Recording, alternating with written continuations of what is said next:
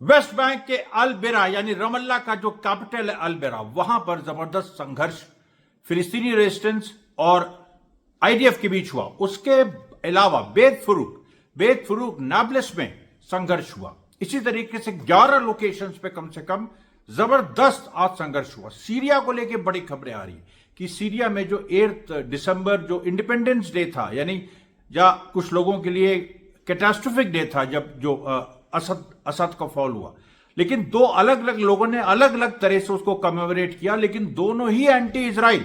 ये बहुत ही बड़ी खबर सीरिया से आ रही है। लेबनान में भी आज फिर से इजराइल ने अटैक किया, लेकिन वहां पर कोई क्षति नहीं हुई। वहां ऐसा लग रहा है कि लेबनान में इजराइल बहुत आगे नहीं बढ़ना चाह रहा है। उसके बाद ट्रंप ने भी एक मल्टीपोलर वर्ल्ड को कैसे स्वीकार कर लिया। उसके अलावा जो ईरान में जो मिसाइल प्रोडक्शन तेज हुआ है, उसके बारे में भी हम आज बातचीत करेंगे। अमरीश मिश्रा के इस फिलिस्तीन और मिडिल ईस्ट वेस्ट एशिया को जो कवर करने वाला चैनल है, इसमें आपका स्वागत है। देखिए, हमारे 5000 सब्सक्राइबर्स भी अभी नहीं हुए हैं। इसमें आप लोगों से फिर से गुजारिश है, ये डिमोनेटाइज होने के बाद जो मेन चैनल है वो 1.5 लाख वाला, उसके बाद हमने ये छोटा चैनल शुरू किया। उसके बाद हम इंटरनेशनल खबरें अमरीश मिश्रा स्पीक्स 1 में डाल रहे हैं। तो इसलिए आपकी जिम्मेदारी है कि इसको आप आगे बढ़ाइए और जितना हो सके इसको आगे बढ़ाइए। उसके बाद हम वापस उन चैनल्स को लेने की कोशिश पूरी तरह से कर रहे हैं। आज नहीं तो कल वो होगा। अब आपको देखिए, मैं एक बताता हूं जो सारी जो घटनाक्रम रहे। आप सबसे पहले देखिए कि वेस्ट बैंक में बेत फरूक में जो संघर्ष, इसमें देखिए जो दोनों तरफ से जो फायरिंग हो रही है, ये आपको सुनाई पड़। और ये देखिए रिपोर्टिंग की बात है, इसमें हम कोई कि हम कुछ एक किसी पक्ष को बढ़ा रहे हैं, किसी को कर रहे हैं। अब भाई हम एक पर्सपेक्टिव से तो देंगे, वो हमारा तो एक पैलेस्टीनियन पर्सपेक्टिव है, तो उसके हिसाब से ये जो पूरा हो रहा है ये हम आपको दिखा रहे हैं। उसके बाद देखिए जो वेस्ट बैंक में और भी कुछ जो घटनाएं घटी, उसमें बेथलेहम में 2 घरों को और एक एग्रीकल्चरल फैमिली को, दो घर आईडीएफ ने डिमोलिश किए, एक एग्रीकल्चरल फैमिली को डिस्प्लेस किया। उसके बाद जो एक बड़ी घटना हुई कि बिरजीट और अल कुद यूनिवर्सिटी, दोनों जो बड़ी यूनिवर्सिटीज हैं वेस्ट बैंक की, वहां एक साथ हमला किया। स्टूडेंट्स को कुछ अरेस्ट करना चाह रहे थे, क्या करना चाह रहे थे, क्योंकि कोई गिरफ्तारी तो हुई नहीं। संघर्ष भले ही हुआ, दोनों ही जगह संघर्ष हुआ। और 2 ये जो बड़ी यूनिवर्सिटीज हैं वेस्ट बैंक की, ये दोनों डिस्टर्ब रहीं। कुछ लोगों जो एग्जाम्स थे वो भी डिस्टर्ब हुए। और ये यूनिवर्सिटी जैसे बिरजिट यूनिवर्सिटी ऐसी है जो गाजा में भी एग्जाम लेती। अब गाजा में तो स्थितियां ऐसी हैं, वहां पर कुछ सेकेंडरी स्कूल के एग्जामिनेशन होने थे, लेकिन वो पोस्टपोन हो गए। अब वहां तो ऐसी परिस्थितियां, स्कूल ही अभी खुले हैं, तो ये सारी स्थिति है। लेकिन यूनिवर्सिटीज पे इस तरह से अलकुज और बिरजिट पे जो हमला हुआ है आज, ये काफी दिनों बाद हुआ है और इसको लेके बहुत सारे सवाल उठ रहे हैं। उसके बाद करियुत विलेज साउथ ऑफ नाब्लस, यहां पर भी आईडीएफ की एक रेड हुई। उसके बाद जबरदस्त एक संघर्ष हुआ दोनों तरफ से, फिलिस्तीनियों और इजरायलियों के बीच। उसके बाद जो रमल्ला में कुछ गांव हैं, उनमें सेटलर्स ने अटैक किया फिर से। और सेटलर्स ने कुछ ऐसे जो कुछ डोंकीज या कुछ और जो पशु हैं, जानवर, उनको जो फिलिस्तीनियों के वो उठा ले गए थे, उनको मार के लटका दिया। कि अब ये जो सारी देखिए घटना है, जब ये जो सारा हो रहा है, इसके पीछे की साइकोलॉजी जो है वो कहीं ना कहीं देखिए विकृत तो है। इसको तो मानना पड़ेगा। अब जब यूएनओ मानता है कि ये जितने सेटलर्स हैं 6 लाख और 30 लाख की फिलिस्तीनियों की आबादी है वेस्ट बैंक में, ये सेटलर्स इलीगल है, इनका लीगल स्टैंड पॉइंट नहीं है। और इसीलिए ये लोग जो एक्शन करते हैं या जो जमीन कब्जा कर रहे हैं, आज इजराइल ने कहा कि हम 2.7 बिलियन शेकल्स का हम अमाउंट एलोकेट करते हैं वेस्ट बैंक में सेटलमेंट्स के लिए। अरे तुम कैसे कर दोगे सेटलमेंट्स के लिए? भाई सवाल यहां पर यह है कि इतना सब हुआ है, फिर पैलेस्टीनियंस को डिस्प्लेस किया है। 7 अक्टूबर के बाद से वेस्ट बैंक में 1000 से ऊपर फिलिस्तीनी मारे जा चुके हैं, शहीद हो चुके हैं, और उनके साथ बहुत सारे लोग घायल भी हैं, लेकिन फिर भी आप एक भी नया सेटलमेंट इजराइल अगर कह सके कि हमने ये नया सेटलमेंट बनाया तो बिल्कुल वो गलत बात है, छूट बात है, क्योंकि कहीं भी ऐसा सेटलमेंट नहीं बना। उसके बाद देखिए अल फरा कैंप साउथ ऑफ ट्यूबस, यहां पर जबरदस्त संघर्ष हुआ। गाजा की स्थिति यह है कि आज करीब एक गाजा के सिविलियन शहीद हुए और छह घायल हुए। और इसके बाद देखिए 738 वायलेशन इजराइल कर चुका है 11 अक्टूबर के बाद से, ये गाजा के सिविल डिफेंस का कहना है। फिर आप देखिए तो जो रबल है गाजा का वो 60 मिलियन टन रबल है, जिसमें 4 मिलियन टन हजार्डस वेस्ट है, यानी ऐसा वो मतलब वेस्ट मटेरियल है जिससे बीमारियां हो सकती हैं, बहुत सारी इस तरह की बीमारियां कुछ महामारी भी फैल सकती है। उसके बाद देखिए प्रिजनर्स की जो हालत है उसको लेके भी बहुत चिंता जताई गई, क्योंकि हर 10वें दिन एक प्रिजनर इजरायली कस्टडी में मारा जाता है। यह सच्चाई, एमनेस्टी इंटरनेशनल भी इस पे बोल चुका है। कितनी सारी ऐसी चीजें हैं जिन पे एमनेस्टी इंटरनेशनल और इस तरह के तमाम संगठन बोल चुके हैं, लेकिन उस पर कोई कार्रवाई नहीं हो रही है। और गाजा की जो पूरी सिचुएशन है उसमें आज देखिए, आज पैलेस्टीनियन रेजिस्टेंस ने यहां तक कह दिया कि अब हमारे पास, हमने प्रिजनर्स की जो हम बॉडीज लौटा रहे थे, जो हमको लौटानी थी, 28 जो डेड इजरायली प्रिजनर्स थे उनकी बॉडीज लौटानी थी, वो हमने ज्यादातर पूरी कर दिया जितना हो सकता था। मैंने कहा था 25 या 26 लौटाई, बाकी अब हम इसकी फाइल क्लोज कर रहे हैं। हमने एक जंग लड़ी, बड़ा अच्छा बयान आया रेजिस्टेंस का, हमने एक जंग लड़ी और वो जंग हमने पूरे स्वाभिमान, मान सम्मान और वफादारी से लड़ी और हम उसमें कामयाब हुए और उसमें हमने बहुत सारी शहादतें दी और बहुत सारा नुकसान हमने आईडीएफ का किया। और अब हम ये जो हमने सारे लिविंग होस्टेजेस लौटा दिए हैं और जो मृत होस्टेजेस हैं उनमें से हमने ज्यादातर लौटा दिए जितने संभव है। बाकी तो इक्विपमेंट इजराइल नहीं अलाउ कर रहा है गाजा के अंदर, तो जिससे हम आगे की खोज कर सके। तो ये देखिए गाजा और वेस्ट बैंक की। अब सीरिया पे देखिए आते हैं। सीरिया में क्या है कि 8 दिसंबर को मैं सबसे पहले आपको दिखाता हूं कि अलावाइट्स जो हैं, जो असद के ही सेक्ट, मतलब असद भी अलावाइट हैं और वो वहां से भागे। उसके बाद अलावाइट्स के ऊपर बहुत सारे जुल्म हुए। अलावाइट्स ने 8 दिसंबर एक स्ट्राइक करके मनाया। कई उनके जो शहर हैं कोस्टल रीजन में वो बंद रहे।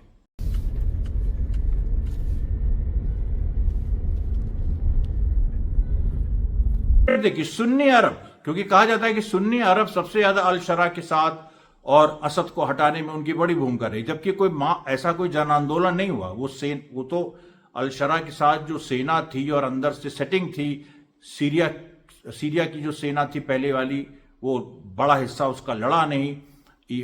हिजबुल्लाह और ईरान के लोग विड्रॉ कर गए क्योंकि उनको सबोटाज का खतरा था। रशा भी कहीं ना कहीं एक अंडरस्टैंडिंग थी, रशा को भी उसमें काफी हद तक मूर्ख बनाया गया, अगर ये कहा जाए तो अतिशयोक्ति नहीं होगी।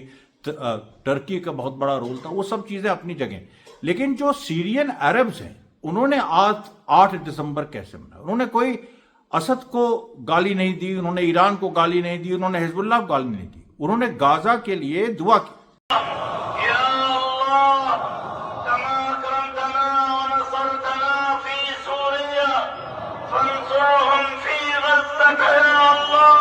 और आपको बड़ी अचंभा कर देने वाली बात बताएं, आप ये वीडियो देखिए जिसमें पैलेस्टीनियन रेजिस्टेंस, ये मतलब कुछ दिन पहले का वीडियो है, गाजा के लिए एक रिजॉल्व एक्सप्रेस कर रहा है। गज़्ज़ा गज़्ज़ा गज़्ज़ा गज़्ज़ा गज़्ज़ा शिआर गज़्ज़ा शिआर गज़्ज़ा दमार गज़्ज़ा दमार। अब इसमें तो पैलेस्टीनियन रेजिस्टेंस रिजॉल्व एक्सप्रेस कर रहा है।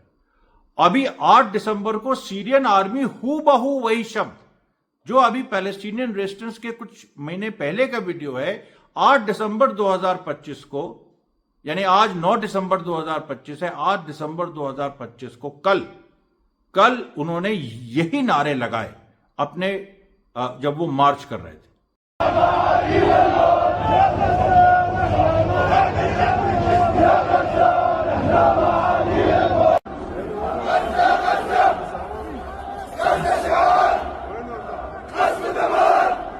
अब बताइए इसमें कोई सेक्टेरियनिज्म कहां है? कहीं से भी नहीं है। बहुत सारी स्थितियां बदली हैं। और सीरिया का तो अभी मैच भी जो पैलेस्टाइन के साथ हुआ अरब कप में, जिसमें दोनों टीमें क्वार्टर फाइनल में पहुंची।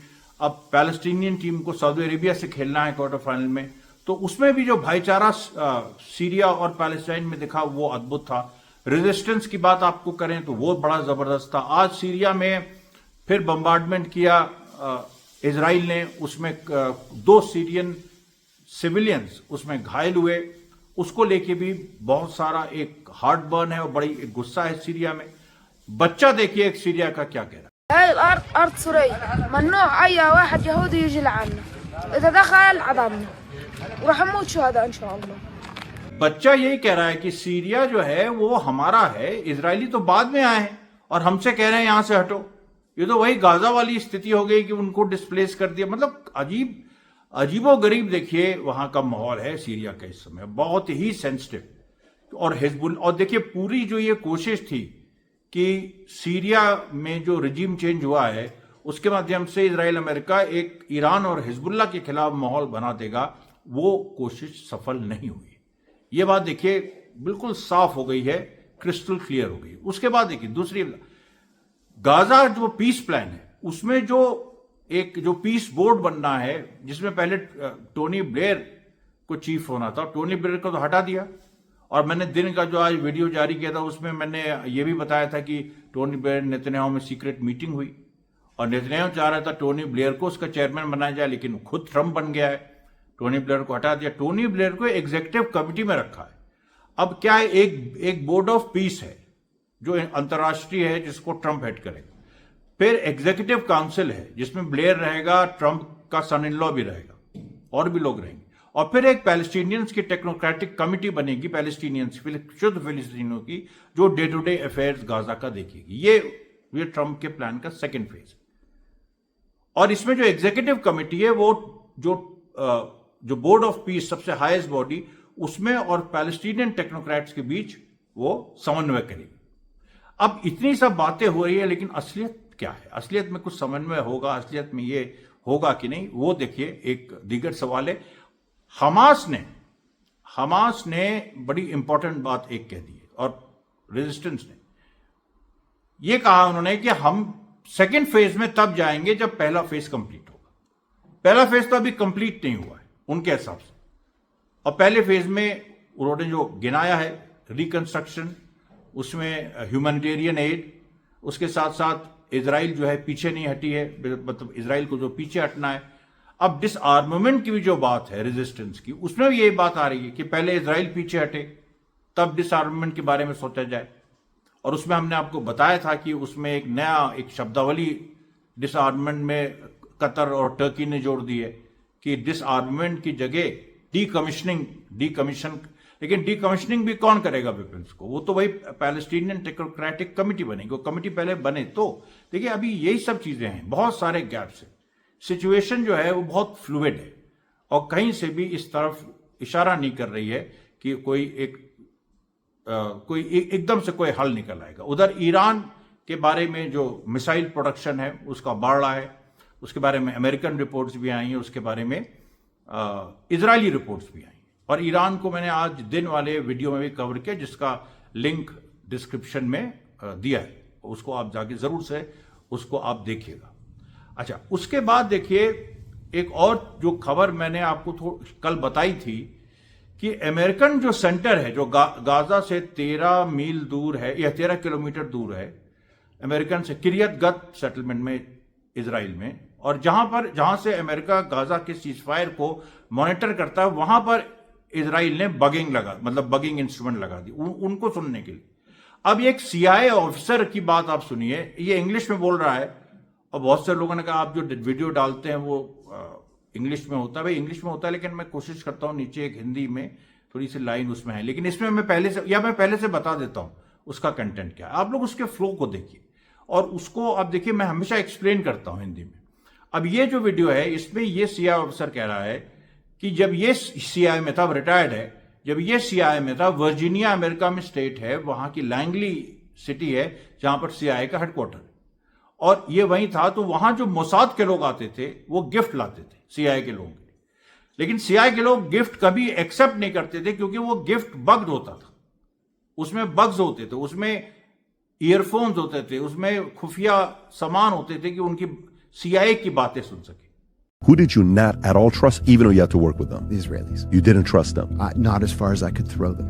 We don't allow the Israelis into CIA headquarters because they would always come with gifts, and the gifts had always listening devices packed inside them. And you know, somebody brings you a gift, you X-ray it. It's the normal process. And we're like, you guys can't keep coming back here every. ये देखिए, साफ साफ ये पूरा एक दूसरा ही एक नजरिया सामने रख रहा है। अमेरिका के अंदर इसको लेके बहुत इस समय भयंकर एक डिबेट चल रही है कि इजराइल का साथ दिया जाए कि नहीं दिया जाए। उस सब बहुत सारे वीडियोज ऐसे आ रहे हैं। बड़ा हिस्सा जो ट्रंप की कंस्टिट्यूएंसी मागा का है, मेक अमेरिका ग्रेट अगेन, वो इजराइल के खिलाफ हो गया। उसके बाद देखिए, ट्रंप ने जो भारत के राइस एक्सपोर्ट्स वगैरह के बारे में कहा, वो मैंने आज के पहले वाले वीडियो में बताया। दूसरा, ट्रंप ने आज बड़ा एक अजीब सा बयान दिया। उसने एक जो अमेरिका का ये रहता है कि हम पूरी दुनिया को कंट्रोल करेंगे और हर मसले में हस्तक्षेप करेंगे, उससे अलग आज ट्रंप ने एक बयान दिया कि अमेरिका वेस्टर्न हेमिस्फीयर पे कंसंट्रेट करेगा।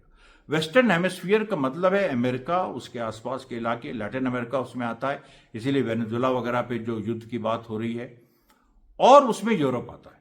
मतलब वेस्ट, जो वेस्टर्न हेमिस्फीयर है उस पे, यानी जो even west Asia, middle east, Iran, उसके बाद जो पूरा यूक्रेनियन और रशियन, पूरा जो एशिया है, साउथ एशिया है, भारत भी इसमें आता है, ईस्ट एशिया है, साउथ ईस्ट एशिया है, इस पूरे उसमें एक तरह से ट्रंप ने पल्ला झाड़ना शुरू कर दिया है और लोग इस रूप में देख रहे हैं कि यही मल्टीपोलर वर्ल्ड की सही माने में शुरुआत है। तो ये देखिए आज का वीडियो था। कल मैं फिर हाजिर हूंगा, तब तक के लिए धन्यवाद साथियों, बहुत बहुत धन्यवाद।